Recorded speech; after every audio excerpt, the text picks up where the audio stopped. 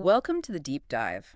We're jumping right into something pretty amazing about the human mind, but also maybe its biggest weakness, memory. You hear these incredible stories, right? Like Simon Reinhard recalling hundreds of random digits. Yeah, that potential is just astounding. But then you contrast it with, well, everyday life, doesn't it? Totally. That feeling of walking into a room and completely blanking on why you're there. Or forgetting someone's name like 5 minutes after you met them. It's that huge gap, that difference between what the brain can do and our actual experience. That's what we want to explore today. Exactly. And our mission here is really to get past thinking of memory as just, I don't know, a storage unit. Like a dusty old filing cabinet. Right. The sources, we've looked at everything from neuroscience papers to courtroom analysis. They all show memory as this really complex, dynamic, and honestly, surprisingly flawed process. Absolutely is a dynamic process. And you can break it down into three core stages that are totally linked. Yeah. Everything you remember goes through encoding, getting it in. Then storage, holding on to it. And retrieval, getting it back out. And they're all tied together. Inextricably. The tricky part is, if any one of those stages messes up, well, the memory can be lost or warped, or you just can't access it. Okay, let's start right at the beginning then, encoding. This is where sensory info gets tagged, converted, basically made usable for the brain. And kind of have to face a tough statistic here. If you're learning something complex and you don't put in the effort, research suggests you can forget, 80% of it in just a day? That 80% figure really hits home. It highlights this difference between just, passively taking things in and actually working at it. So the automatic versus the effortful. Exactly. The sources talk about automatic processing. That's encoding details like time, space, how often something happens, word meanings. Yeah. Stuff you do without conscious thought. Like remembering what you ate for breakfast this morning. You didn't try to memorize it. Yeah, know it. Yeah. But then there's the stuff you want to lock in long term. Like studying for an exam or remembering points for a presentation. That needs effortful processing. Yeah. Real, conscious work. And that's often the first place we stumble, right? People just Yeah. don't invest the time to make that memory strong and clear. And even if you do put in the effort, there's still that bottleneck, the short-term memory limit, Ah, yes. The famous George Miller paper from 1956. the magic number 7. Roughly 7 items, give or take 2. That's the approximate capacity he identified for our short-term store. It's wild that that number had real-world effects, like infrastructure even. Oh, absolutely. Think about old phone numbers. Why were they 7 digits for so long? Because of that limit. Precisely. Early on, when they tried moving to 8 digits, misdials and errors just shot up. People couldn't reliably hold that extra digit. So for decades, that cognitive limit basically dictated phone number length. Wow, okay, so capacity is limited, but what about accuracy? You mentioned encoding involves recoding, converting information so it makes sense. Right, we link it to what we know, maybe use mnemonics. But that's where mistakes can happen. That's a key vulnerability. It can actually lead to creating false memories right there at the input stage. The best example, I think, is the DRM effect, Diess-Roediger-McDermott. Is that the one with the word lists? That's the one. You give people a list of related words like door, pane, sill, shade. Okay, all related to Windows. Exactly. And then, later, you ask them what words were on the list.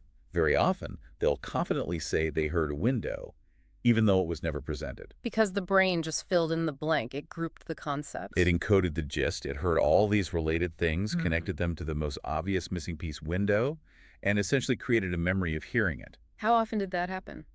In some studies, something like 84% of the time, they falsely recognized that critical, unpresented word. The brain prioritizes making a coherent story, even if it means inventing a detail. Input fidelity just isn't the top priority. So the input itself can be flawed right from the get-go. Okay, but once that information is flawed or not, where does it actually go? Let's talk about the brain's hardware, the storage system, right? The architecture. You can think of key players. The hippocampus is absolutely crucial. It's like the memory processing center, vital for forming new memories, spatial navigation. But it's relatively small, isn't it? Compared to the neocortex, yes. And it sort of takes direction from the prefrontal cortex, the PFC. The CEO of the brain. That's a good analogy. The PFC handles working memory, those executive functions guiding our focus, manipulating the information we're actively using. And when we talk about a memory existing physically, that's the enneagram. That's the term, yeah. It refers to the specific set of neurons, the circuit, that holds a particular memory through its life cycle, Encoding, storage, retrieval. But storage isn't just static filing. You said it's dynamic. Very dynamic. It involves consolidation, a shifting process. So initially, new memories, especially detailed, context-rich experiences, what we call episodic memories, they heavily depend on the hippocampus. But they don't stay there. They migrate, in a sense. Over days, weeks, even months, there's this process called systems consolidation. The memory reorganizes. It shifts from being hippocampal dependent to relying more on the neocortex. It changes form. It becomes more generalized, more just-like. We call this semantic memory. Oh, okay. So that explains why maybe I remember the fact that I had a third-grade teacher named Mrs. Johnson. A semantic fact. But I can't picture the classroom anymore, the color of the walls where my desk was. Those specific episodic details are gone. Exactly. The brain is basically adapting the memory for long-term use, maybe stripping away details it deems unnecessary to retain the core lesson or fact. It's optimized for, well, wisdom, not perfect recall. And this adaptation is even more active than we thought. You mentioned something about similar memories. Yeah, this is fascinating recent work. Say you have two similar memories, like two different holiday parties at the same place. Initially, the brain might activate a relatively large group of neurons, a broad enneagram for both. But over time, to help you tell those two memories apart, to improve memory discrimination. It does what? The brain actually reduces the number of activated enneagram cells involved. It prunes the circuit, essentially cutting away overlapping or unnecessary neurons. Whoa, so it's actively editing its own wiring just to keep similar memories distinct. That's not just storage, that's like active curation. Incredible. It really is. And speaking of incredible, we should touch on that finding about non-brain cells. Oh, right. Cells outside the brain showing memory. That's the one. Some studies suggest that certain non-brain cells, like in nerve tissue, even kidney cells, can exhibit a form of memory. Oh. They seem to follow the same learning patterns we see with neurons, specifically the mass versus spaced effect. They learn or adapt better when the stimulus is spaced out over time, not crammed together. So the basic mechanism of memory might be way more fundamental than just brain cells. It certainly raises that possibility. It's a wild thought. Okay, let's get to the final stage, retrieval, getting the memory back out. And the success here really hangs on something called the encoding specificity principle. Right, which basically says retrieval works best when the cues you have now, when you're trying to remember, match the cues that were present when you first learned it. Context is key. Hugely important. If you learn something in a specific environment, you'll recall it better in that same environment. That's context-dependent memory. Like that classic study with the divers. Exactly.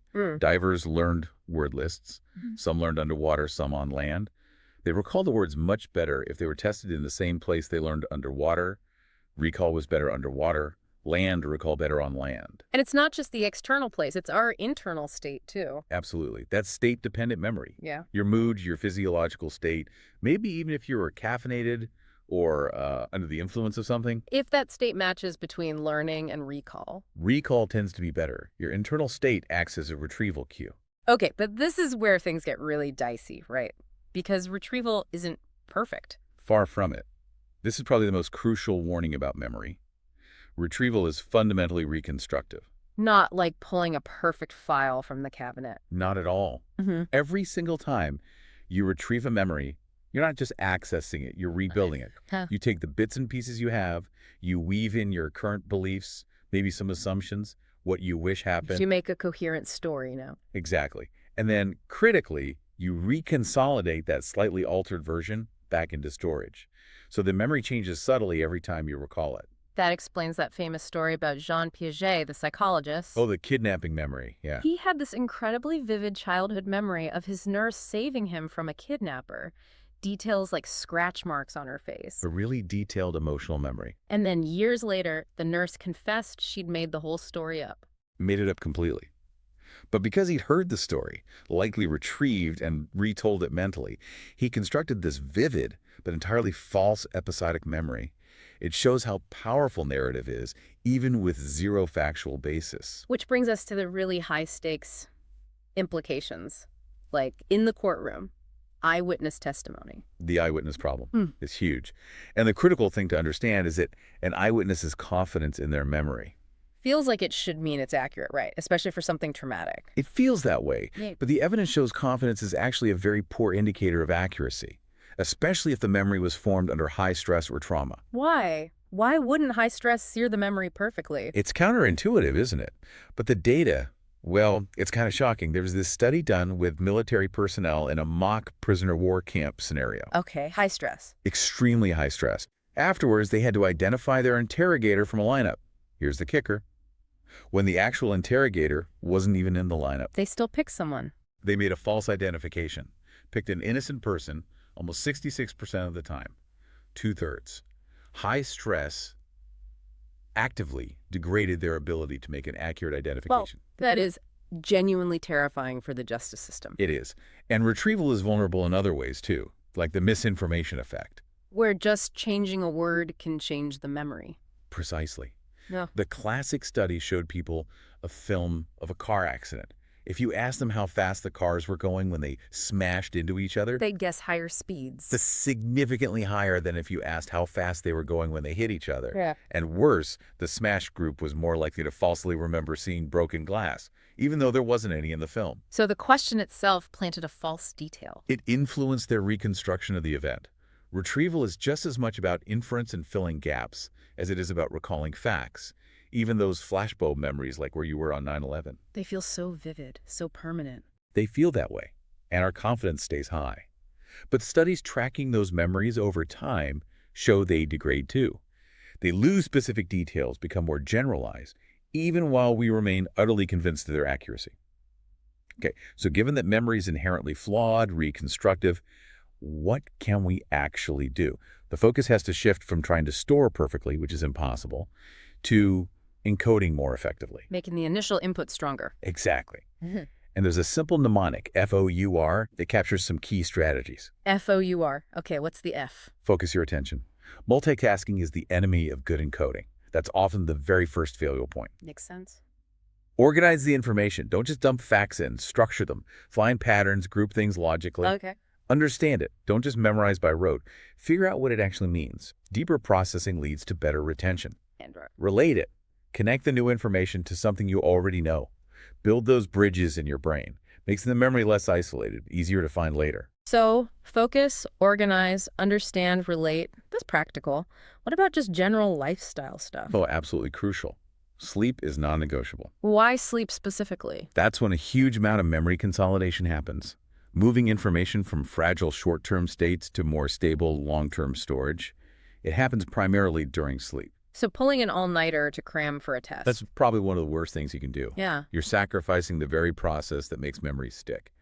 Plus, there's evidence sleep helps clear out harmful proteins like amyloid beta. A precursor to Alzheimer's. Exactly. So sleep impacts immediate memory and long-term brain health. Okay, sleep is key. What else? Brain games. Sudoku. Well, keeping your brain active is good, yes.